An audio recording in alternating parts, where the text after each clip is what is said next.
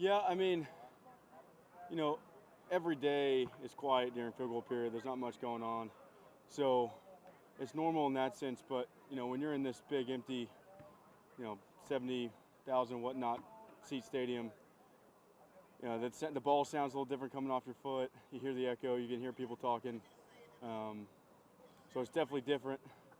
It's a lot better having 75,000 hoodats yelling at you, but, we're getting used to it. But at the end of the day, I mean, I'm not the only one going through it. Every kicker in this league is dealing with it. So, it's a constant, and, everyone's got to find a way to deal with it.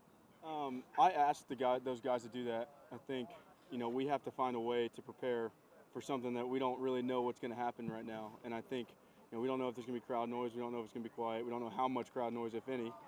And so we have to find a way to get better on a daily basis with what we think is going to happen. And so, when we're in here with, just us and another team, I would assume that every team's going to have tactics to mess with every position on the field. And so, without knowing what's going to happen, I'm doing the best thing I can to prepare personally.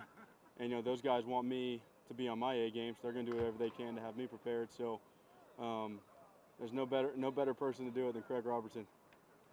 No, not much changes. I mean, obviously, like what I talked about with Craig and some of the guys that I've asked to kind of try to do their best to distract me is I can have 200,000 people screaming at me and it's white noise versus, 8 guys screaming at you. Everyone knows it's impossible to drown that out, no matter what you say.